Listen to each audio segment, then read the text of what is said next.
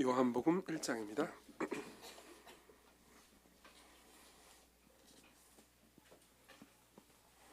요한복음 1장 43절부터 주번엔 35절로 광고를 나갔는데 43절부터입니다. 요한복음 1장 43절부터 51절까지의 말씀, 제가 여러분들을 위해서 읽어드리도록 하겠습니다. 하나님의 말씀을 들으십시오. 이튿날 예수께서 갈릴리로 나가려 하시다가 빌립을 만나 이르시되 나를 따르라 하시니, 빌립은 안드레와 베드로와 한 동네 벳세다 사람이라. 빌립이 나다나엘을 찾아 이르되 모세가 율법에 기록하였고 여러 선지자가 기록한 그 일을 우리가 만났으니 요셉의 아들 나사렛 예수니라.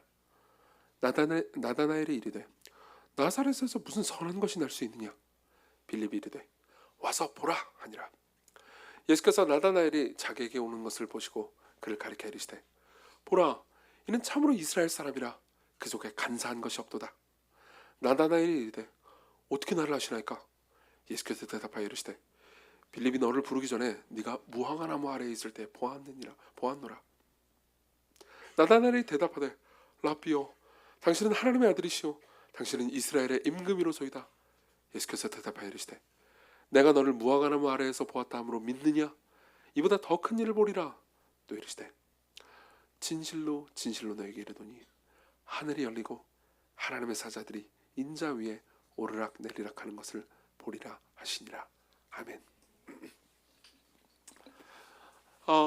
우리가 읽은 이 장면은 크리스마스하고 딱히 어울리는 본문 같아 보이지 않습니다. 우리는 보통 크리스마스 하면은 이제 예수 그리스도께서 탄생하셨을 때 어떤 일이 벌어졌는지에 대해서 듣는 것을 기대합니다. 근데 이제 마태복음하고 누가복음에는요, 그리스도께서 탄생하셨을 때 어떤 일이 일어난지를 말해주고 있긴 하지만은 요한복음은요, 그 그리스도의 탄생 자체가 어떤 의미인지를 말해줍니다. 그리고 우리가 읽은 이 본문 역시, 그러니까 예수 그리스도께서 이 땅에 오셨다는 것, 즉 하나님이 사람이 되셔서 이 땅에 오셔서 우리와 함께 삶을 사셨다는 것이 어떤 의미인지 가장 잘 나타내주는 본문인 것 같습니다. 이것은 여러분들의 일상생활에도 제 생각에는 중요한 것 같습니다. 왜냐하면은 여러분들의 삶을 해석하거나 여러분들이 어떤 답을 찾을 때 예수 그리스도는 항상 뒷전에 밀리는 경향이 있기 때문입니다. 조금 더 자세히 얘기해 드릴게요. 우리는 삶에 문제가 있을 때 다양한 해결책을 찾으려고 하고요. 거기서 예수 그리스도는 언제나 뒷전으로 밀립니다. 근데 그분이 여러분들을 위해서 무슨 일을 하셨는지를 이해하잖아요. 그럼 여러분들은 삶의 유일한 문제가 예수 그리스도라는 것을 이해하게 될 겁니다. 여기 앉아 계신 분들 중에서 아직 기독교 신앙이 없는 분들도 저는 그것을 오늘 이해하실 수 있었으면 좋겠습니다. 그래서요, 저는 이 본문을 근거로 해서 먼저 예수 그리스도께서 우리를 위해서 무슨 일을 하셨는지를 두 가지로 말씀드리겠습니다. 첫 번째로는 그분이 보신 것을 말씀드릴 거고요. 그리고 두 번째로는 그분이 하신 일을 말씀드리겠습니다. 그리고 마지막으로 그럼 우리가 뭘 해야 되는지를 말씀드리겠습니다. 그분이 보신 것, 그분이 하신 일, 그리고 우리는 뭘 해야 되는가. 그래서 우리는 뭘 해야 되는가에 관한 이야기는 좀 짧게 할 수 있을 것 같습니다. 이 본문을 쭉 설명해가면서 그분이 무슨 일을 하셨는지를 먼저 말씀드리겠습니다. 일단은 우리 43절부터 보도록 하죠. 이튿날 예수께서 갈릴리로 나가려 하시다가 빌립을 만나 이르시되 나를 따르라 하시니, 빌립은 안드레와 베드로와 한 동네 벳세다 사람이라.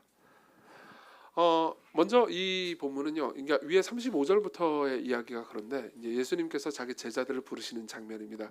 예수님께서 제자들을 부르시고 제자들은 예수님을 보고 그분에게 감명을 받아서 그분을 따르기로 합니다. 즉 그때부터 그리스도인이 되는 거죠.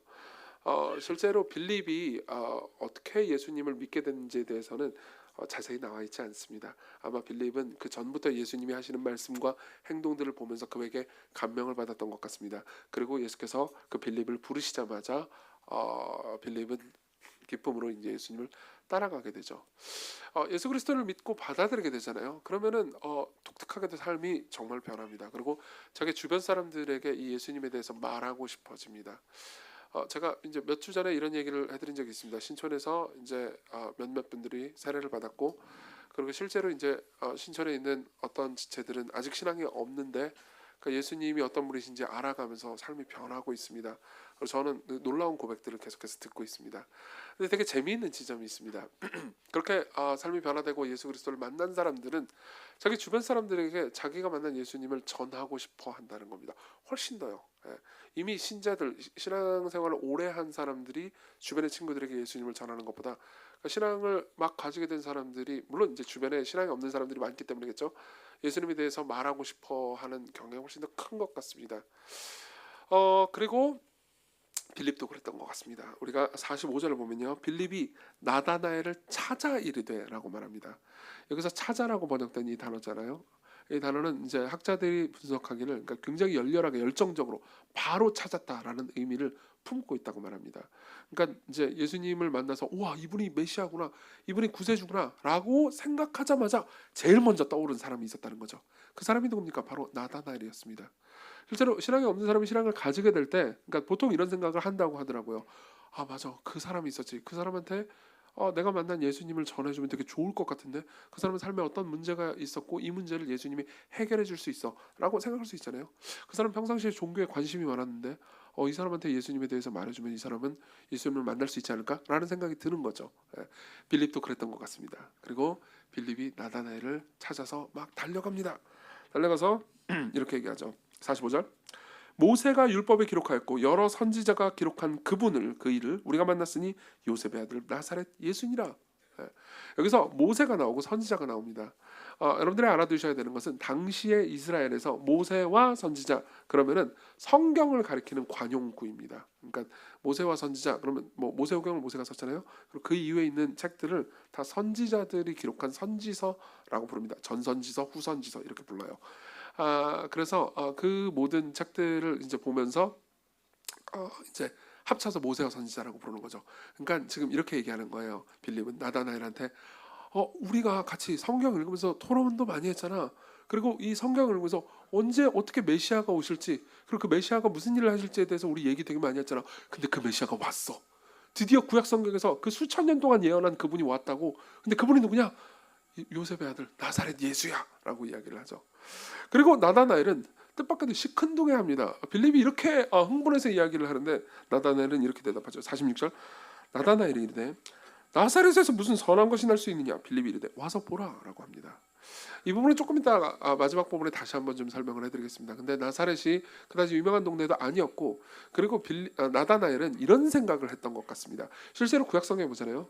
그러면은 메시아가 탄생하실 곳에 대한 예언이 있습니다.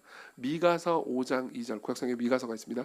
미가서 5장 2절에 보면요, 예수님께서, 그러니까 장차 올 메시아께서 베들레헴의 동네에서 태어나신다고 말하고 있습니다. 베들레헴은 다윗의 동네고 이제 메시아는 다윗의 후손으로 오실 것이 예언돼 있기 때문에 그러니까 베들레헴에서 태어날 거라고 생각을 했던 거죠. 물론 예수님은 베들레헴에서 태어나셨습니다. 근데 베들레헴에서 태어나시자마자 바로 이집트로 건너가셨고요. 그리고 이집트 찍고 나서 나중에 나사렛으로 다시 올라가시거든요. 그래서 베들레헴 출신이라고 잠깐만 계셨으니까 출신이라는 이야기보다는 나사렛 출신이라는 이야기를 훨씬 더 많이 들으셨습니다. 그러니까 구약성경에 약속한 대로 메시아는 베들레헴에서 태어난 건 맞았습니다. 근데 그걸 나다나엘이나 빌립이 알 길이 없잖아요. 그러니까 나사렛 사람이야 라고 말하니까는 나다나엘은 그래? 나사렛에서 무슨 선한 것이, 이런 생각을 했었던 것 같습니다. 뭐 또 다른 여러 가지 지역 차별 같은 의미들도 있었던 거죠. 자, 근데 어쨌든 간에 나다나엘이 이렇게 의심하고 있으니까 빌립이 뭐라고 말합니까? 뭐라고 말할 수 있겠습니까? 와서 보라. 예, 이렇게 얘기를 하는 거죠. 사실 여기 계신 분들 중에서도 그런 분들 많은데요. 여기 계신 분들 중에서 기독교인이 아닌 여러분들의 친구나 가족들을 전도하고 싶어서 대화를 하거나 말을 걸거나 교회를 데리고 오려고 하는 분들이 있을 수 있습니다. 그러면 이제 이야기를 하죠. 이야기를 하면서 우리 같이 교회 갔으면 좋겠는데 라고 얘기를 합니다. 그럼 상대방은 기독교에 대해서 혹은 종교에 대해서, 신앙에 대해서, 세상의 고통에 대해서 질문을 합니다. 이걸 어떻게 생각하는데? 이게 신이 정말 살아있으면 이 이야기가 맞아? 라고 묻습니다. 그럼 여러분은 어떻게 반응합니까? 모르는데 난 대답 못하겠는데 항상 여러분들이 우리 목사님한테 가서 물어보자 이렇게 얘기하잖아요. 결국 그 말의 다른 버전이죠. 와 보라. 그리고 빌립은요, 나다나엘을 데리고 예수님을 만나러 갑니다. 자, 근데 47절부터 보면요, 예수께서 나다나엘을 보잖아요. 그러면은 나다나엘을 보자마자 그러니까 무언가 독특하고 재미있는 말씀을 하십니다. 47절 같이 한번 읽어볼까요? 시작. 예수께서 나다나엘이 자기에게 오는 것을 보시고 그를 가리켜 이르시되 보라 이는 참으로 이스라엘 사람이라 그 속에 간사한 것이 없도다. 이게 무슨 말일까요? 갑자기 왜 간사한 것이 없다는 이 얘기를 도대체 왜 하는 걸까요? 사실 이 본문은요 굉장히 유머러스한 말입니다. 안드레아스 캐스텐버거라는 학자가 있는데요. 이 학자가 이 본문을 분석을 하면서 이 안에는 언어 유희가 가득하다라고 말합니다. 어떤 분들은 제가 이제 설교 때 종종 유머를 하잖아요, 그렇죠? 그 유머를 하는 것이 적절치 않다고 생각하는 분들도 계실지 모르겠습니다. 아니 이 거룩한 설교 시간에 왜 농담을 하는 거지? 라고 생각할 수 있겠지만은 여러분 설교 시간에 용납되지 않는 농담은 안 웃긴 농담뿐입니다. 방금 지금 제가 한 것 같은 거죠. 고맙습니다. 예수께서는 굉장히 유머러스한 분이셨습니다. 그리고 실제로 이 본문을 보잖아요. 그러면 그분이 얼마나 그러니까 언어 유희로 나다나엘을 재밌게 했는지 그리고 나다나엘을 놀라게 했는지를 알 수 있습니다. 이렇게 말하는 거죠. 보라, 너는 정말 참으로 이스라엘 사람이다. 네 속에 간사한 것이 없도다. 네. 여러분 이스라엘이라는 말의 어원을 아십니까? 이스라엘이 왜 이스라엘 백성들이 이스라엘 민족이 된지 아십니까? 아마 구약 성경에 특히 창세기를 읽어보신 분들은 알 겁니다. 이스라엘이라는 이름은 원래 야곱의 이름이었습니다. 원래 이름은 야곱이었고요. 나중에 하나님께서 이 야곱이라는 이름을 바꿔주셨어요. 이스라엘로요. 왜 그랬을까요? 이유는 간단합니다. 야곱은 여러분들이 야곱의 이야기를 아시는 분들은 아실 겁니다. 야곱은 간사한 사람이었습니다. 야곱은 사기꾼이었습니다. 야곱은 거짓말쟁이였습니다. 그리고 야곱은 늘 그런 거짓말로 상황을 모면하는 그런 사람이었어요. 그리고 조금 이따가 이제 설명을 더 해야 되긴 하겠지만은 야곱은 이런 사람이었습니다. 그러니까 자신이 어렸을 때부터 그다지 사랑받거나 인정받지 못한다고 느꼈습니다. 야곱은 쌍둥이들 중에 이제 둘째로 태어났고요. 형은 에서였고요. 형은 강한 사람이었습니다. 당시에 사람들이 좋아했던 남성상에 딱 들어맞는 사람이었죠. 그리고 아버지 이삭은요 형인 에서만 좋아했습니다. 그리고 야곱은 아버지의 축복과 사랑을 받고 싶었죠. 그래가지고 어느 날 꾀를 냅니다. 엄마하고 같이 어머니 리브가하고 같이 꾀를 냅니다. 손에다 털을 붙이기 시작합니다. 마치 에서처럼요. 그리고 에서 흉내를 냅니다. 그리고 아버지에게 가가지고 아버지를 속입니다. 형인 에서도 속이죠. 그리고 스테이크를 지글지글 만들어가지고 갖다 준 다음에 아버지 내가 에서입니다. 나를 축복하소서라고 이야기를 하죠. 아버지는 속아 넘어갑니다. 그리고 야곱을 축복해버리죠. 사실 이거는 명백한 거짓말인 동시에 사기였습니다. 야곱은 이런 사람이었어요. 그리고 나중에 에서와 아버지인 이삭이 그 사실을 알게 돼가지고 분노해서 야곱을 죽이려고 합니다. 그리고 야곱은 도망가게 되죠. 이게 야곱의 스토리입니다. 그리고 이 이후에도요. 야곱의 이야기를 쭉 보는 사람은 야곱이 순간순간마다 자신의 위험한 순간마다 계속해서 거짓말로 상황을 모면해왔을 뿐더러 사람들을 속이면서 사람들을 이용하고 등쳐먹으면서 삶을 살았다는 것을 알게 될 겁니다. 그러면 보세요. 야곱스럽다라는 말은 뭘 의미할까요? 너는 간사한 놈이다라는 의미죠. 너는 거짓말쟁이다라는 의미하고 똑같습니다. 근데 지금 예수님은요. 나다나엘을 보자마자 뭐라고 말합니까? 오, 이는 참 이스라엘 사람이다. 근데 너는 간사함이 없구나. 이렇게 말합니다. 이게 무슨 말일까요? 너는 야곱 같지 않구나 라는 의미일까요? 아니요. 그보다 좀 더 신비한 의미입니다. 좀 더 깊은 의미입니다. 너는 원죄가 없구나. 너는 아주 정직한 사람이구나. 이런 의미일까요? 아니요. 그런 의미도 아닙니다. 보세요. 여기에는 유머가 숨어 있습니다. 예수께서는요. 나다나엘을 보자마자 나다나엘의 본성을 파악하십니다. 너도 이스라엘 사람이구나. 너도 야곱이랑 똑같은 죄인이구나. 너도 문제가 있는 존재지. 근데 너는 그렇게 간사한 스타일은 아니구나 라고 얘기하는 거죠. 그렇죠? 이 말은요. 그냥 단순히 나다나엘을 향한 칭찬은 아닙니다. 오히려 나다나엘의 본성을 꿰뚫은 말입니다. 여러분들은 그러니까 이렇게 생각할 수 있을 겁니다. 거짓말쟁이, 사기꾼, 그럼 나쁜 놈들이라고 생각을 할 겁니다. 맞죠? 네, 거짓말을 자주 하고 사기를 치는 사람들은 나쁩니다. 그리고 여기 계신 분들 중에서 어떤 분들은요, 나는 거짓말을 잘 못해 이런 분들도 있을 겁니다. 그렇죠? 네, 원래 거짓말을 잘 못하고 보통 정직하게 말하는 분들도 있죠. 그렇지만 잘 한번 들어보십시오. 저는 그런 이야기를 많이 들었습니다. 여러분들 중에서요, 나는 거의 거짓말을 못하고 타고난 성정 자체가 거짓말에 약한데? 라는 분들이 있습니다. 근데 자신이 정직한 타입이라는 걸 늘 자신이 만족해하는 건 아닙니다. 저는 이런 이야기들을 되게 많이 들었어요. 어떤 사람은 진짜 거짓말을 못해요. 근데 거짓말을 못하는 이유가 정직하고 착하고 괜찮은 사람이기 때문이 아니고 거짓말을 잘해서 상대를 속아 넘기려면 어느 정도 연기력이 필요하거든요. 그렇잖아요. 근데 연기력이 딸립니다. 내가 거짓말을 하잖아요. 얼굴이 빨개지거나 하여튼 상대방이 뭐야 그거 거짓말이지 라고 말하게 됩니다. 그렇죠? 그리고 인생을 살다 보니까 거짓말의 능력이 상당히 부족하기 때문에 내가 거짓말을 함부로 썼다가 상대방이 들키면 내 인생이 더 불리해진다는 걸 내가 알고 있어요. 그러니까 거짓말을 못하는 거예요. 그럼 내가 본성적으로 착해서 거짓말을 안 하는 겁니까? 아니면 내 연기력이 딸리는 겁니까? 뭐죠? 그냥 나는 그런 타입입니다. 거짓말을 못해요. 그래서 대체로 정직하다는 평가를 받아왔습니다. 그렇지만 내가 본성적으로 정직한 사람이 아니라는 건 누구보다도 내가 잘 알죠. 내가 보통 정직하게 말을 하긴 하지만 솔직히 말하면 보통 연기력이 좋은, 물론 연기력이 좋은 사람이 다 거짓말장이라는 의미는 아닙니다. 오해하지 마십시오. 근데 연기력이 좋은 사람이요, 가지고 있는 장점도 가지지 못하고 있습니다. 삶을 살다 보면요, 어떨 때는요 그냥 있는 그대로 말하기보다는 조금 더 보태가지고 말해야 될 때가 있습니다. 말을 수식하고 포장해야 될 때가 있습니다. 그렇죠?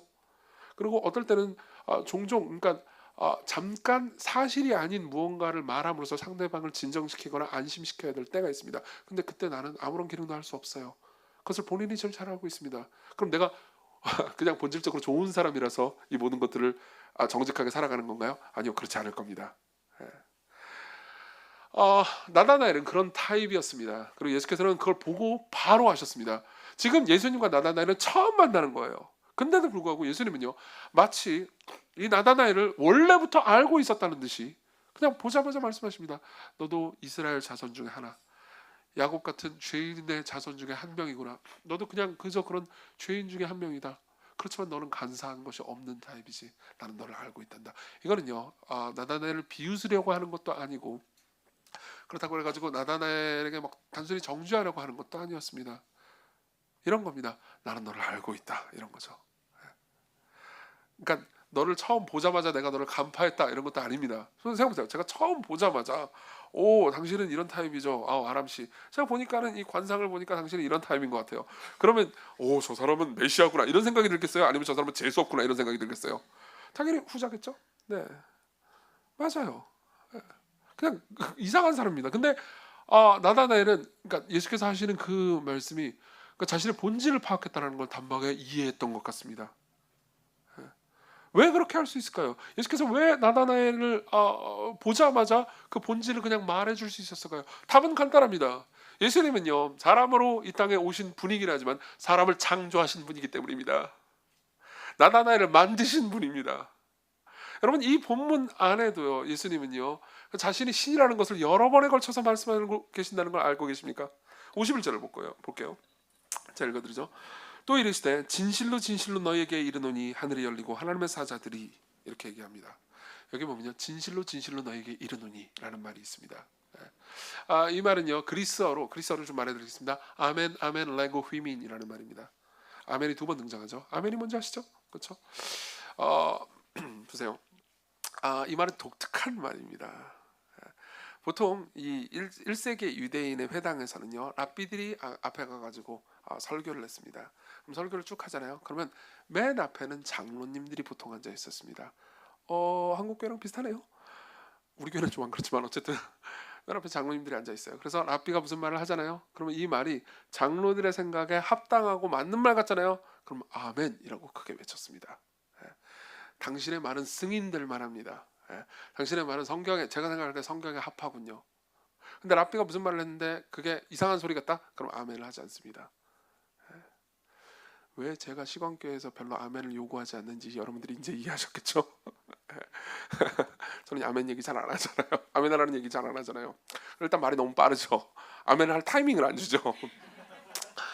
이거 바로 여기 있었어요. 근데 예수께서는요 뭐라고 말씀하시냐면은 아멘 아멘 레고 휘민, 그리고 나서 하실 말씀을 하세요. 그러니까 그분이 아멘을 먼저 하세요. 이게 무슨 의미인지 아세요? 당시 사람들은 바로 이해했습니다. 이렇게 얘기하는 겁니다. 나는 너희들의 승인이 필요 없다. 나는 장로들이 내 말을 듣고 아멘할 이유가 없다. 내가 먼저 아멘을 한다. 이건 둘 중에 하나입니다. 정말 엄청나게 교만한 사람이든지 아니면 진짜 하나님 자신이든지 둘 중에 하나밖에 없습니다. 제가 여러분들에게 이렇게 말한다고 합시다. 자, 지금부터 제가 1시간 혹은 50분 동안 하는 모든 설교는요, 완벽한 설교입니다. 그 안에는 오류가 한 개도 없어요. 완전히 무오한 설교죠.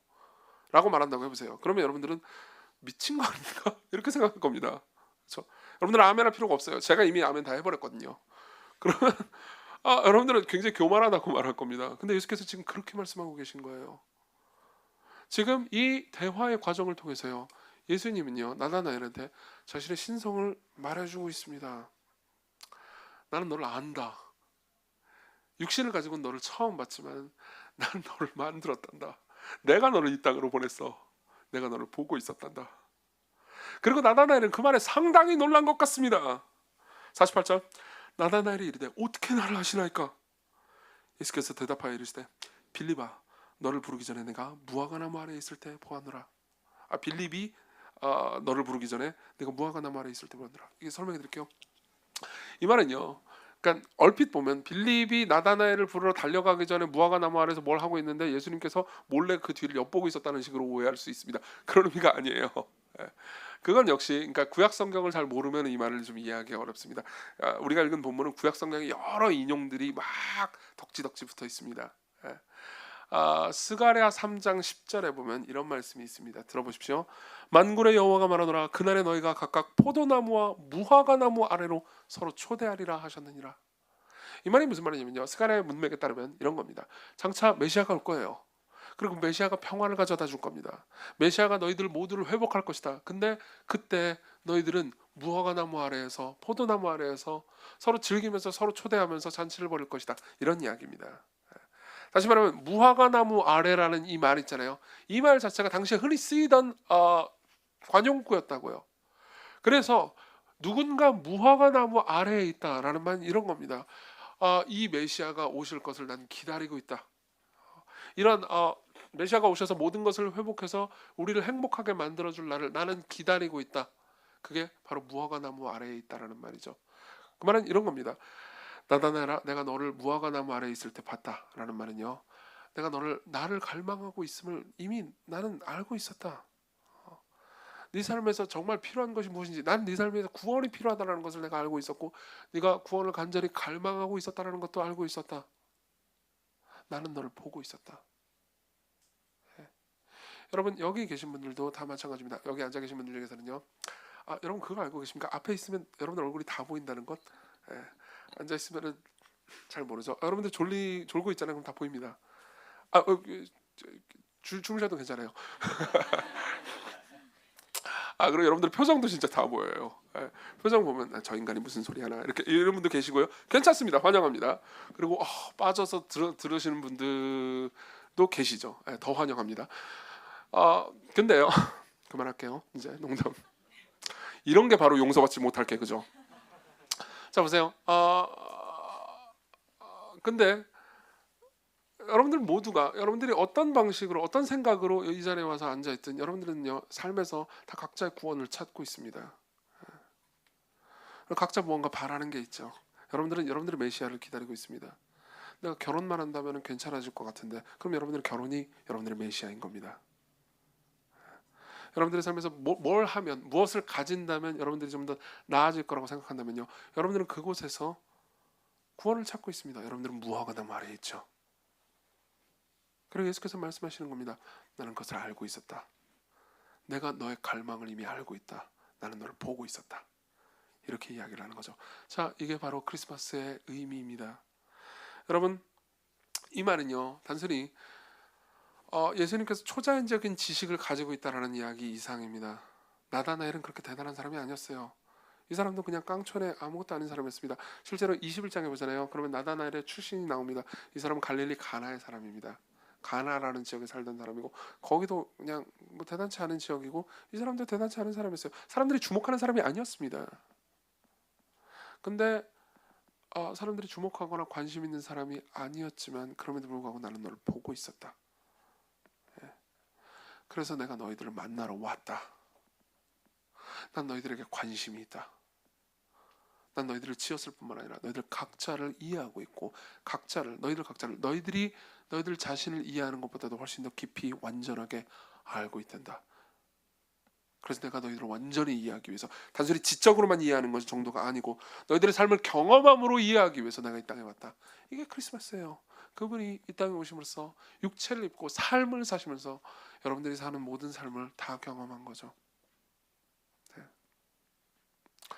여러분 그걸 알고 계십니까? 사람들은요, 자신의 삶이 더 의미 있고 더 가치 있는 게 더 많은 사람들에게 인정받거나 이 지상에서 어떤 방식으로 인정받는 것이 내가 의미 있거나 가치 있는 삶이라고 생각합니다. 예. 생각해보세요. 이 지상에서는요, 더 이름이 오르내리고 더 많은 사람들의 주목을 받는 사람들이 있습니다. 예컨대 정치인들이나 연예인들은 그런 사람들이죠. 저런 사람들은 중요하고 가치 있고 높은 삶을 산다고 많은 사람들은 생각합니다. 꼭 그렇게까지 아니더라도요. 여러분들은 그러니까 각자 그런 게 있습니다. 내가 속한 작은 세계, 작은 집단 안에서라도 사람들의 이해와 인정을 받잖아요. 그럼 내가 의미 있다고 생각을 하죠. 예. 근데 그걸 알고 계십니까? 성경은요, 모든 인간이 사실은 다른 어떤 사람들에게 주목받느냐에 따라서 그 가치가 결정되는 게 아니고 유일한 한 분에게 어떻게 주목받느냐에 따라서 그 가치가 결정된다고 말합니다. 여러분들이 이 땅에서 정말 많은 사람들에게 인정받는 사람이라 하더라도 여러분들이 하나님의 눈 앞에서 별로 인정받지 않잖아요. 그럼 여러분들의 영혼은요, 지금과는 다를 겁니다. 이게 성경의 가르침이에요. 그 말은 역으로 생각하면요, 여러분들이 이 땅에서 별 보잘것없는 사람들이 그렇게 여러분들을 주목하지 않는 사람 중에 한 명이라 하더라도요, 여러분들이 온 우주를 만든 단 한 분의 관객 앞에서 의미 있는 사람이라면요, 여러분들이 영원은 가치 있고 의미로울 거라는 겁니다. 제가 되게 좋아하는 소설이 하나 있습니다. 천국과 지옥의 이혼이라는 소설이죠. C.S. 루이스가 쓴 소설입니다. 여기 보면요, 이건 소설이에요. 그냥 다 상상력의 산물입니다. 여기 보면요, 그 주인공이 나옵니다. 그리고 주인공이 이제 천국에 가요. 근데 천국에는 가이드가 있습니다. 가이드가 와가지고 이렇게 좀 안내를 해줘요. 근데 그 안내하는 가이드하고 이 주인공하고의 대화를 통해서 천국이 어떤 곳인지에 대해서 말해주는 거죠. 거기 보면 되게 재미있는 부분이 나옵니다. 이제 주인공이 이렇게 돌아다니다가 어떤 부인을 한번 봅니다. 굉장히 아름답고 반짝반짝 빛이 나는 부인이에요. 근데 이 주인공이 저 부인을 어디서 본 것 같은 거예요. 그래가지고 가이드한테 이렇게 얘기합니다. 저 부인이 누구더라? 저 부인 이름이... 그러니까 가이드가 얘기해 줍니다. 아니, 너는 전혀 모르는 사람인걸. 지상에서 쓰던 그녀의 이름은 사라 스미스였고 골더즈 그린에 살았지. 그러니까 처음 보는 여성인 거예요. 근데 이 주인공은 근데 저 부인은 글쎄요, 뭔가 특별히 중요한 분 같은데요. 이 천국에서 굉장히 중요한 사람 같은데요? 라고 얘기를 합니다.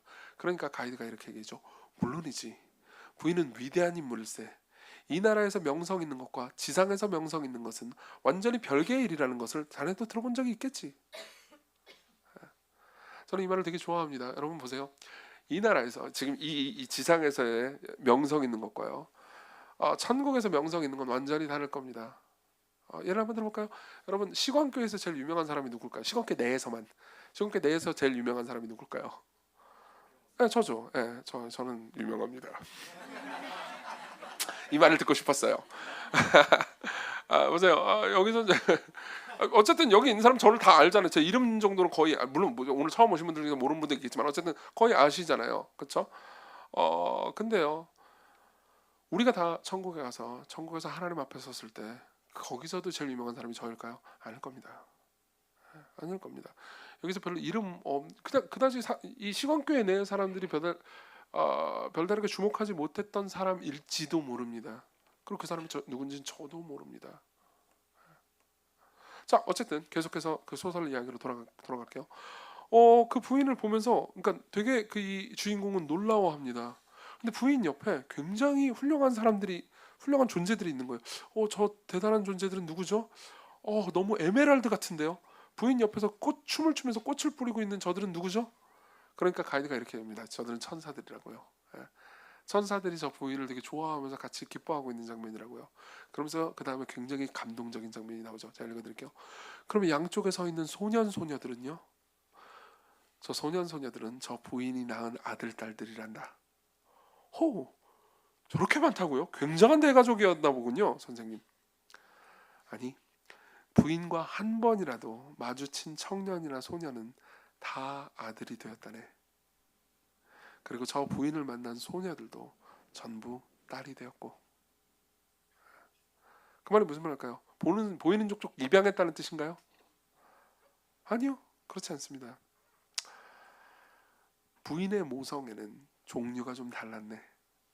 그의 사랑을 받은 사람들은 그냥 평범한 다른 가족들 사람들 있잖아요. 그런 가족이 있는 사람들도 그 부인을 보잖아요.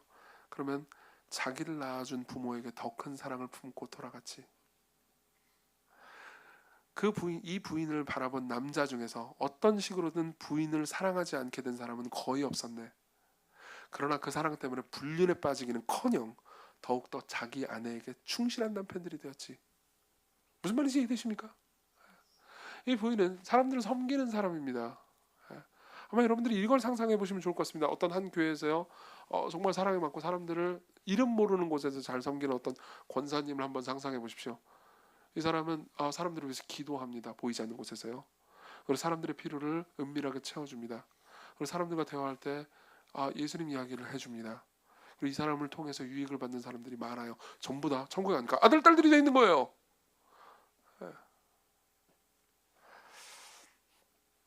하지만 어떻게 이거 보세요. 이 동물들은 다 뭐죠? 고양이와 개가 셀 수도 없을 정도로 많은데요. 부인의 짐승들일세.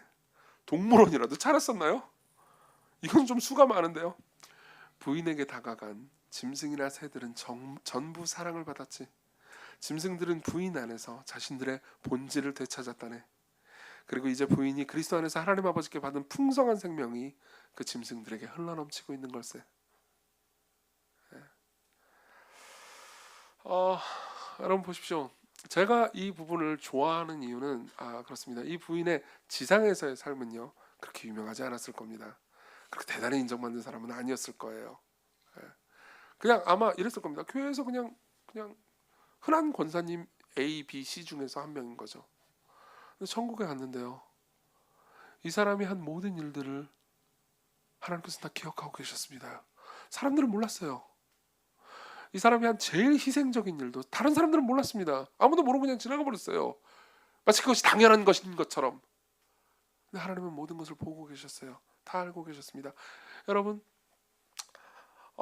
크리스마스는요 바로 그것을 말해줍니다. 그때 당시 로마 제국이었죠. 로마 제국에서요 베들레헴을 주목한 사람은 아무도 없었습니다. 나사렛을 주목한 사람도 없었죠. 나사렛 촌동네에 한 청소년 여자아이를 주목한 사람도 아무도 없었습니다. 그 이름은 마리아죠. 그 누구도 그 여자가 중요한 사람이라고 생각하지 않았어요. 아무도요. 누구도 그 여자가, 그리고 그 여자가 낳은 아들이 이 세상의 모든 문제를 해결하고 생각하지 않았습니다. 그때 당시 중요한 사람은요 로마 황제였죠. 로마의 정치가들이었습니다. 군인들이었습니다. 각 나라를 지배하는 집정관들이었습니다. 아무도 나사렛에 있는 촌동네에 한 여자를 주목한 적이 없습니다. 근데 그 한 여자에게 다른 황제나 대단한 사람이나 그런 사람들에게는 천사가 오지 않았는데요, 그 한 여자에게 천사가 옵니다. 그리고 천사가 말하죠. 누가복음 1장 28절, 그에게 들어가 이르되 은혜를 받은 자여 평안할지어다, 주께서 너와 함께 하시도다. 은혜를 받은 자여 평안할지어다, 이 말을 천사들로부터 들은 사람은요 그때 당시 딱 한 명밖에 없었습니다. 누구도 그 여자를 중요하게 생각하지 않았죠. 여러분들이 지금의 삶에서 여러분들이 스스로를 중요한 사람이라고 생각하든 중요하지 않는 사람이라고 생각하든, 혹은 스스로 중요하지 않은 사람이라고 생각하고 있긴 하지만 나의 자존감을 위해서 나는 중요한 사람이야, 나는 중요한 사람이라고 해서 되뇌으면서 자존감 키우기 운동을 하고 있든, 여러분들 모두는 하나님 앞에 서 있는 사람들입니다. 여러분들이 기독교인이든 기독교인이 아니든 하나님께서는 여러분들을 만드셨고 알고 있고 여러분들의 삶을 다 보고 계세요. 그리고 그분은요 여러분들의 죄도 보시지만 여러분들이 은밀히 행한 좋은 일들도 보십니다. 그분이 모든 것을 알고 계세요. 그분이 정말 여러분들을 공감하실 수 있습니다. 그분이 보신 거예요. 두 번째로 넘어가죠. 그분이 하신 일입니다. 나다나엘은요 이렇게까지 자신을 꿰뚫고 있는 분을 보면서요 굉장한 기쁨 혹은 놀라움을 느낍니다. 처음에는 나사렛 사람이라서 별거 아니잖아라고 생각했는데 48절에 보면 나다나엘이 이렇게 얘기를 합니다. 나다나엘이 대답하여 이르되 라피여, 당신은 하나님의 아들이시오. 당신은 이스라엘의 임금이로소이다. 지금 나다나엘은 본인이 무슨 말을 하는지도 잘 몰랐던 것 같습니다. 그러니까 어쨌든 대단한 존재입니다. 당신은 메시아일지도 모르겠네요 라고 이야기를 합니다. 그러니까 예수께서는 이렇게 말씀하십니다. 예수께서 대답하여 이르시되 내가 너를 무화과 나무 아래서 보았다 함으로 믿느냐? 내가 너의 본질을 꿰뚫었고 네가 한 일을 지금까지 다 보았다고 한 것 때문에 놀랐니? 이보다 더 큰 일을 볼 거다. 그러면서 51절 우리 같이 읽어볼까요? 시작. 또 이르시되 진실로 진실로 너에게 이르노니 하늘이 열리고 하나님의 사자들이 인자 위에 오르락내리락 하는 것을 보리라 하시니라. 여러분, 이 말은요, 이 말 역시 그러니까 구약 성경의 배경을 잘 모르면 이해하기 어려울 겁니다. 다시 구약 성경의 이야기로 돌아가 보죠. 이 말은요, 다시 또 야곱을 떠올리게 만듭니다. 제가 아까 야곱 얘기 한창 했죠, 그렇죠? 야곱이 어떻게 했죠? 아버지와 형들에게 사기를 치고요. 그리고 형들이 아니죠. 형에게 사기를 치고 형이 죽이려고 하니까 도망칩니다. 도망치고 베델이라는 지역으로 갑니다. 아직 그곳의 이름은 베델은 아니었지만 나중에 야곱이 베델이라고 이름을 붙여요. 거기서 너무 슬프고 너무 지치고 죄책감 때문에 너무 고통스러워서 괴로워합니다. 베델이라는 지역은 야곱이 살던 곳에서요 한 약 100km 정도 떨어진 곳이었고 2-3일 동안 달렸어야 했을 겁니다. 서울에서 1000안 정도의 거리죠. 그리고 그쯤 됐을 때 야곱은요 죄책감을 느끼고 있기도 했을 거고요. 예. 그리고 너무 배고프고 너무 목마르고 무엇보다 너무 졸렸습니다. 그래서 피곤한 몸을 누이기 위해서 잠에 들죠. 그리고 잠잘 때도 무서워가지고 돌을 베개로 삼습니다. 평평한 돌을 하나 찾았던 것 같아요. 돌을 베개로 삼은 이유는 누가 와가지고 자기를 해치려고 하면 이 돌을 휘둘러서라도 무기로 삼으려고 돌을 베개로 삼고 자죠. 예. 그리고 너무나 피곤했던지 잠들고 말았습니다. 그리고 꿈을 꾸는데 그 꿈에서 하나님께서 나타나시죠. 그 꿈의 내용을 제가 읽어드리겠습니다. 창세기 28장이에요. 제가 읽어드리죠. 꿈에 본즉 12절 사닥다리가 땅 위에 서 있는데 여러분들 51절을 눈으로 보시면서 들으시면 더 좋을 것 같습니다. 꿈에 본즉 사닥다리가 땅 위에 서 있는데 그 꼭대기가 하늘에 닿았고 또 본즉 하나님의 사자들이 그 위에서 오르락내리락하고 또 본즉 여호와께서 그 위에 서서 이르시되 나는 여호와니 이렇게 말하고 있습니다. 자 설명해 드릴게요. 야곱이 꿈을 꿨습니다. 꿈을 꿨는데 사닥다리가 하나 보입니다. 여기서 번역에 대한 이야기를 잠깐 한두 개만 하겠습니다. 여기서 사닥다리라고 번역된 단어는 여러분들이 흔히 생각하고 있는 그 사다리가 아닙니다. 아니에요. 예. 사다리가 아닙니다. 이거를 이제 지구라트라고 보시면 됩니다. 혹시 지구라트라고 아십니까? 예. 고대의 신전이었죠. 아주 높은 건물이었습니다. 아마 여러분들이 뭐 고대 문화나 이런 걸 보면 본 적이 있을 겁니다. 이렇게 빙글빙글 이렇게 생겨가지고 계단으로 이렇게 막 돼가지고 굉장히 높은 건물 있잖아요. 탑같이 생긴 이렇게 마른 목걸로 생긴 있잖아요. 그렇죠? 마른 목 아니죠? 이거 뭐죠? 삼각형. 이걸 왜 제가 마른 뭐라고 했죠? 이 삼각형 이렇게 생긴 빙글빙글 돌아가는 그런 건물입니다. 그리고 빙글빙글 계단이 있죠. 그리고 맨 위에요 제단이 있습니다. 거기서 제사를 드리는 거예요. 이 건물은요, 이 건물만으로 어떤 신학을 말해줍니다. 어떤 신학입니까? 신은 저 위에 있습니다. 신에게 이르려면 열심히 계단을 올라야 됩니다. 많은 공로, 많은 선행, 많은 희생을 해야 저 신에게 다다를 수 있어요. 그리고 그 계단을 걸을 수 있는 사람들도 제한되어 있었습니다. 오직 제사장들과 당시의 종교적인 엘리트들만 거기를 걸을 수 있었죠. 그냥 일반 평민들은 아무도 거기에 이를 수 없습니다. 너희들 같은 죄인들은 절대 이 제단에 갈 수 없는 거죠. 그리고 그 높은 곳을 볼 때 누구도 거기에 이를 수 없다고 생각했습니다. 아주 대단한 사람들 외에는요. 야곱이 꿈을 꾸는데요. 지구라트가 보입니다. 그리고 천사들이 왔다 갔다 하고 있습니다. 천사들 정도면 너끈히 올라가겠죠. 그리고 야곱은 이런 생각을 했을 겁니다. 보자마자 나는 저기로 올라갈 수 없을 거야. 나는 사기꾼이고 나는 사고를 쳤고 지금 너무나 배고프고 가난하고 나는 가진 것이 아무것도 없어. 저 위에 있는 저 신에게는 나는 버림받았겠지. 하나님은 나를 좋아하지 않을 거야 라고 생각하는 상황에 13절에 보면 이렇게 얘기하죠. 또 본즉 여호와께서 그 위에 서서 이르시니 나는 여호와니. 여기서 아까 제가 번역 얘기를 한다 그랬죠. 하나만 더 하겠습니다. 개역개정 이제 우리가 읽는 한글 성경에는 오역이 하나 있습니다. 여호와께서 그 위에 서서라고 돼 있잖아요. 옆에 서서라고 번역을 해야 됩니다. 모든 히브리어 문법학자들은 이렇게 이야기를 합니다. 여호와께서 그 옆에 야곱 옆에 서신 거예요. 이건 놀라운 거죠. 왠지 아십니까? 저 위로 올라가야 신을 만날 수 있어요. 모든 종교는 그렇죠. 모든 다른 종교는 그렇습니다. 근데 기독교는요, 그 신이 야곱에게 내려왔다고 말합니다. 그 신이 야곱에게 내려왔어요.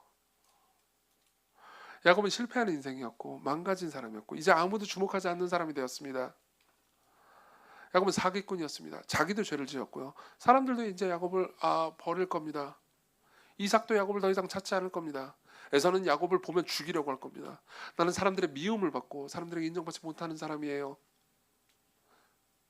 그러니까 저 탑으로 올라갈 수 없죠.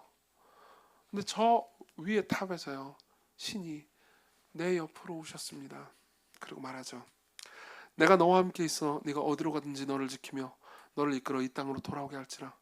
내가 내게 허락한 것을 다 이루기까지 너를 절대 떠나지 아니하리라. 여러분, 이때 야곱이 얼마나 큰 위로를 받았을까요? 얼마나 큰 위로를 받았을까요? 엄청났을 겁니다. 자, 근데 여기서 조금만 더 가봅시다.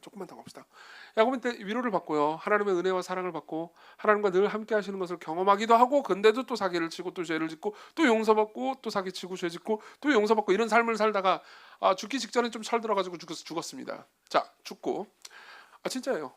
죽기 직전에 철은 들었어요. 그리고 은혜에 대해서 깨닫고 죽었습니다. 죽으면 어디로 갈까요? 짜잔, 천국으로 갔죠. 오, 나 같은 주인도 천국에 왔군. 천국에서 이렇게 보고 있습니다. 저기 하나님이 계십니다. 내가 베델에서 잠들었을 때 내 옆으로 와주셨던 그 하나님 있잖아요. 그 하나님이 오셨어요. 나한테 오셨습니다. 너무 좋습니다. 그래서 하나님과 막 삶을 삽니다. 천국에서요. 그리고 수천 년이 지나죠. 근데 그 하나님이 삼위 하나님 중에서 한 분이 내려가십니다. 야곱과 더불어서 모든 하늘에 있는 성도들과 천사들은 숨을 죽이면서 지켜봤을 겁니다. 신이 사람이 돼서 베들레헴 깡촌으로 내려가는 걸요.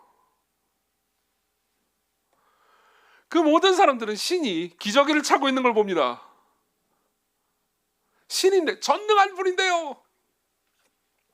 그 모든 사람들은 신이 걸음마를 배우는 걸 보고, 신이 사람들에게 박해를 받거나 미움을 받거나 무시당하는 그 모든 것을 봅니다. 나사렛 깡촌을 봅니다. 그때 당시 인간 세계의 모든 관심은 다 로마에 있었습니다. 근데 하늘의 모든 관심은 다 나사렛에 있었죠. 그리고 그 신이 사역을 시작합니다. 그리고 나다나엘을 만나요. 자, 야곱은 이 모든 걸 지켜보고 있습니다. 야곱 입장에서는 엄청나게 흥미진진한 광경입니다. 그죠? 근데 그 예수님이, 내가 사랑하는 그 예수님이요, 저벅저벅 나다나엘에게로 가십니다. 나다나엘한테 말하죠. 넌 정말 이스라엘 사람이구나. 간사한 것이 없구나. 야곱은 알고 있습니다. 저게 나를 가리키는 언어 유희라는 걸. 맞아, 내가 좀 간사했지. 그리고 나서 예수께서 말씀하시죠. 진실로 진실로 너에게 이르노니 하늘이 열리고 하나님의 사자들이 인자 위에 오르락내리락 하는 것을 보리라. 자, 보세요. 야곱 입장에서 생각해 보십시오. 저건 예전에 하나님이 나한테 했던 말입니다. 내 옆에서 나에게 가르쳐 주신 그 이야기예요. 그거를요 이제 이 나다나엘에게 합니다. 나의 후손인 나다나엘에게요. 이게 뭘 의미하겠습니까? 예수님께서 나다나엘에게, 그리고 야곱에게 이렇게 말하는 겁니다. 내가 바로 그 탑이다. 내가 바로 그 사닥다리다. 내가 하늘과 땅을 연결하는 존재다. 너희들이 올라가야 될 필요가 없다. 내가 내려왔다. 여러분 보십시오. 하나님이 사람에게 내려오셔서 하나님이 사람을 데리고 올라가십니다. 이게 바로 성육신이에요. 이게 바로 크리스마스입니다. 예수 그리스도께서, 기독교는 이렇게 말합니다. 예수 그리스도께서 여러분들을 있는 그대로 용납하시고, 여러분들이 예수 그리스도 안에 있다면요, 있는 그대로 여러분들을 데리고 가신다고 말합니다. 여러분들이 그리스도를 믿는다면요, 이게 성경의 가르침입니다. 그리고 여러분들 개개인을 완전히 다 아시는 그분은요, 여러분들이 그분을 의지하고 신뢰한다면 여러분들을 데리고 여러분들을 천국으로 데리고 가실 겁니다. 꼭 미래에만 그렇게 되는 게 아니고요, 여러분들을 지금 그분의 사랑과 그분의 품어주심 안으로 끌고 가실 겁니다. 그게 문제의 해결책이었죠. 그분이 하시는 일입니다. 자, 마지막으로 넘어가죠. 우리가 해야 되는 일을 먼저 말씀드리겠습니다. 우리가 해야 되는 일이요. 우리가 해야 되는 일은요. 와서 보는 겁니다. 와서 보는 겁니다. 자, 보세요. 다시 45절 보겠습니다. 빌립이 나다나엘을 찾아 이르되 모세가 율법에 기록했고 여러 선지자가 기록한 그 일을 우리가 만났으니 요셉의 아들 나사렛 예수야. 그러니까 나다나엘이 뭐라고 대답합니까? 46절 같이 읽죠. 시작. 나다나엘이 이르되 나사렛에서 무슨 선한 것이 날 수 있느냐. 빌립이 이르되 와서 보라 하니라. 자, 보세요. 나다나엘은 왜 이렇게 말했을까요? 나사렛에서 무슨 선한 게 나와? 왜 이렇게 말했을까요? 자, 이렇게 생각합시다. 당시의 로마 제국을 한번 생각합시다. 로마 제국이 있습니다. 여기서 제일 핫한 도시가 어딜까요? 제일 중요한 도시가 어딜까요? 답을 벌써 말했잖아요. 로마죠. 로마가 최고입니다. 모든 문화와 역사와 모든 정치와 모든 것의 중심지는 로마예요. 로마가 최고입니다. 로마 입장에서 예루살렘은 물론 큰 도시였습니다. 팔레스타인에서 가장 큰 도시죠. 근데 아무리 그래봤자 로마 입장에서 예루살렘은 뭐죠? 저 예루살렘 출신인데 예루살렘이 어디야? 거기 팔레스타인 거기 시골이잖아. 그렇게 되죠. 여러분 보세요. 시골교회는요 지방에서 올라온 사람들이 꽤 많습니다. 그렇죠? 지방에서 더 어린 시절을 보내다가 이제 젊은 시절을 직장이나 혹은 학교를 다니기 위해서 여기 오신 분들이 많죠. 그렇죠? 여러분들 다 나름 대도시에서 왔단 말이에요. 근데 서울로 올라왔습니다. 그럼 서울 토박이들이랑 대화를 합니다. 어디서 왔어요? 울산에서 왔어요. 시골에서 왔구나. 그럼 여러분들 화가 나죠. 울산이 얼마나 큰 도시인데. 어디서 왔어요? 거제에서 왔어요. 거제 섬소녀다. 섬소녀. 여러분 거제들은 우리나라 제2의 큰 도시예요. 거제시라고요. 그죠? 근데 그래봤자 서울에서 볼 때는 다 시골입니다. 여러분들이 부산이든 광주든 대구든 어디든 시골에서 온 거죠. 그죠? 자, 근데 어쨌든 예루살렘으로 다시 돌아갑시다. 예루살렘이 아무리 깡촌이라 하더라도 로마 입장에서 예루살렘에서 보기에도 갈릴리는 어떤 동네죠? 시골입니다. 저 북쪽에 뭐 이상한 애들 사는 동네잖아. 그렇죠? 별거 아닌 동네잖아. 근데 그 갈릴리 내에서도요. 나다나엘도 갈릴리 사람이에요. 근데 갈릴리 중에서 가나라는 도시에 있습니다. 도시도 아니에요. 군 정도죠. 군. 근데 예수님은요 그 중에 나사렛이에요. 가나보다도 못한 곳입니다. 군도 아니에요. 면. 근데 이제 군에 살고 있는 나다나엘이요. 나사렛 사람이야. 뭐야? 면이잖아. 나사렛에서 무슨 선한 게 나와? 그런 거죠. 그러니까 빌립이요. 야, 일단 와봐. 그리고 나다나엘은요. 자신의 삶의 메시아를 자신이 그토록 바라던 사람을 만납니다. 그리고 그분으로부터 구원을 받죠. 여러분 이 사실이 여러분들 모두에게 가르쳐주는 바가 있을 거라고 생각합니다. 여러분들이 기독교인이 아니라면요. 제가 이런 말씀을 드리고 싶습니다. 여러분들은요. 그동안 기독교가 그냥 수많은 종교 중에 하나고 그리고 그 종교들 중에서도 별 효과 없는 그냥 그런 종교라고 생각하셨을지 모르겠습니다. 목사들이라는 종족은 저 종교를 이용해서 밥 벌어먹고 사는 사람들일 뿐이고요. 그렇게 생각하셨어도 상관없습니다. 근데요. 여러분들이 계속해서 기독교를 그렇게 생각했다면요. 여러분들은 기독교를 나사렛으로 취급한 겁니다. 기독교? 이미 그건 다 알고 있어. 종교, 교회? 걔네들 다 그냥 돈벌이 하는 거잖아. 라고 여러분들이 생각하셨다면요. 여러분들은요. 기독교를 제대로 이해한 건 아닙니다. 여러분들이 단순히 언론이나 뭐 어떤 사회에서 그냥 보는 종교의 모습들, 기독교의 모습들을 보면서 혹은 여러분들이 어렸을 때 다녔을 때 그냥 여기 계신 분 중에서도 어렸을 때 나 교회 좀 다녀봤어 이런 분들도 있을 겁니다. 거기서 그냥 대충 주일학교에서 배운 내용 가지고 나는 기독교를 다 알지 그냥 대충 착하게 살라는 거잖아 라고 생각한다면요. 여러분들은 기독교를 완전히 오해하고 있습니다.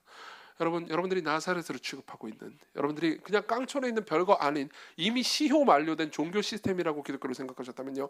여러분 제가 여러분들에게 드리고 싶은 말씀은 이겁니다. 그 기독교가 그 예수 그리스도가 정확히는 예수 그리스도가요. 여러분들의 인생의 유일한 대답일 수도 있습니다. 그분을 찾으십시오. 그분을 찾으십시오. 그분은 정말 여러분들이 이해할 수 있는 하나님이십니다. 또 동시에 사람이시죠. 여러분 사람이 여러분들을 이해하기를 여러분들이 계속해서 갈망해왔을 겁니다. 그렇지만요 하나님이 여러분들의 삶을 다 사셨고 여러분들보다 다른 사람들보다 훨씬 더 당신을 이해하고 공감하시며 여러분들과 함께 하실 수 있습니다. 여러분들이 삶을 살면서 그토록 찾아 헤맸던 답이 바로 나사렛 예수로부터 나올 수 있습니다. 성경은 그걸 확신하고 있고 저도 여러분들에게 그걸 확신시켜 드릴 수 있습니다. 저도 예수님을 나사렛 깡촌에 아무것도 아닌 그냥 종교의 그냥 어떤 한 지도자라고만 생각했습니다. 기독교는 아무 의미 없는 시효 만료된 그냥 종교 시스템이라고 생각했습니다. 목사는 다 그냥 먹을 거나 추구하는, 저에게는 그게 좀 맞긴 하지만 어쨌든 그런 이상한 사람들이라고 생각했습니다. 그리고 저는 그 모든 저의 선입견이 다 틀렸다라는 걸 지금 알았습니다. 그래서 목사가 되긴 했지만요. 여러분들이 기독교인이라면요, 여러분들에게도 이 말씀을 드리고 싶습니다. 여러분들은 아마 예수 그리스도가 여러분들의 삶의 주인이라는 사실을, 그리고 모든 것의 해결이라는 사실을 이미 듣고 또 들었을 겁니다. 그렇지만 실제로 여러분들이 그렇게 생각하느냐는 별개입니다. 여러분들 중에서는 상당히 시니컬해진 분들도 있을 겁니다. 그래, 뭐 성경에서 뭐 이렇게 얘기하고 교회에서 이렇게 얘기해서 복음이 답이고 예수 그리스도가 우리의 삶의 해결책이라는 이야기를 듣긴 했는데 정작 삶으로 나가보니까 돈이 해결책이더만. 돈이 로마야. 돈이 서울이지. 기도는 별 의미 없어. 어떤 사람들과 대화를 나누면서 그 사람들에게 적절한 조언과 사랑을 받는 것, 혹은 연애하는 것, 혹은 결혼하는 것, 혹은 무엇을 가지는 것, 어떤 성취를 이루는 것, 이게 내 삶의 해결책이고 답이야. 로마가 답이야. 여러분, 예수 그리스도께서는 로마에 오시지 않으셨습니다. 그분을 보려면요, 갈릴리로 가야 하죠. 여러분, 이렇게 한번 생각해 보십시오. 여러분들이 여러분들의 삶에서 예수님이 여러분들이 지금 가지고 있는 문제의 해결책이라고 정말로 생각하십니까? 보통 여러분들이 그렇게 생각하지 않잖아요. 그러니까 그걸 말로는 그렇게 말할 수 있어도 실제 여러분들의 속으로는 그렇게 생각하지 않잖아요. 그럼 여러분들에게 누군가 우리 같이 기도하자라는 말을 뭐 또 그냥 나 괴롭히려고 하는 잔소리네 라고만 듣게 될 겁니다. 여러분들에게 대화를 나눌 때 여러분들에게 예수님에 대해서 말하면서 진지하게 예수 그리스도에 대해서 이야기를 하려고 하는 모든 시도를요, 여러분들은 뭐 그거 재미없는 종교 이야기군, 내 삶과는 상관없어 라고 생각할지 모릅니다. 하지만 여러분들이 지금 이룩하고 쌓아왔던 그 모든 것들이요, 어느 날 아무것도 아닌 걸로 판명될 겁니다.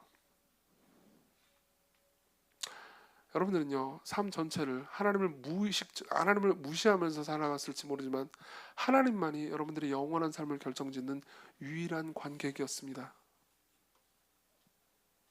그리고 감사하게도 그분은요, 여러분들 지금 있는 모습 그대로 받으시려고 합니다. 여러분, 이분을 아십니까? 크리스마스는요, 아무것도 아닌 것이 가장 특별하게 취급받는다는 기쁜 소식입니다. 나사렛이 특별하게 취급받았습니다. 베들레헴이 특별하게 취급받았습니다. 한 이름 모를 여인이 마리아가 특별하게 취급받았습니다.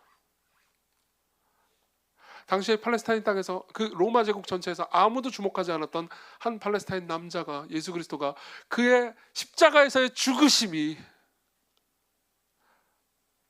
온 우주의 중심이며 역사의 중심이며 그리고 모든 사람의 구원이라는 이야기입니다. 그게 크리스마스의 이야기예요. 그 말은요, 여러분들의 삶이 별 볼 일 없어도요, 하나님께서 여러분들을 특별하게 보신다는 이야기입니다. 여러분들은 이 이야기를 듣고 싶지 않습니까? 이 이야기 안에 들어가고 싶지 않습니까? 이 이야기가 주는 위로를 누리고 싶지 않습니까? 더 강해지고 싶지 않습니까? 그리스도께로 오십시오. 우리 같이 기도합시다.